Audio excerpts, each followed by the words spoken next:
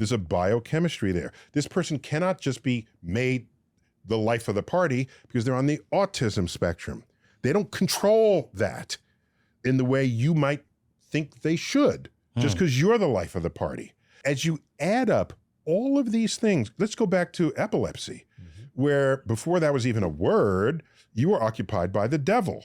Did you do something bad? Or, well, you knew it was not, everyone knew you were not in control of it, but today, no one is saying, did you have the free will to not have an epileptic seizure? Of course not. Do you have the free will to not be depressed?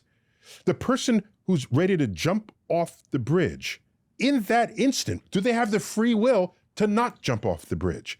I don't think so. And the more I add up and explore the human condition, I'm forced to conclude that the direction we are headed is that we are all products of an absence of free will.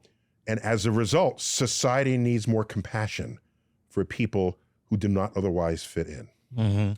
See, I have the exact opposite position in my own mind. I feel that it is because of the absence of free will that you see in most behavior, that it is that 1% of free will activity that moves us in the right direction, bends us toward compassion, takes the arc of history toward justice.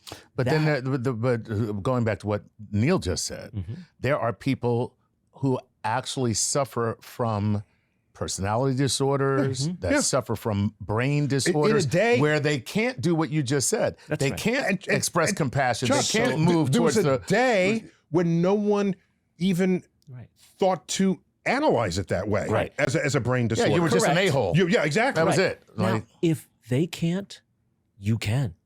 You can show that person compassion or understanding. And therefore, free will as an entity exists. Charles, you're drawing a line even that I have seen be in constant motion over the decades and over the centuries. That line that you're saying, they don't have free will, but I do.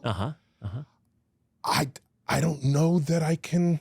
See, I have free will over some things and not over others. Someone can see me and say, that person needs help in this way and has the free will to help me.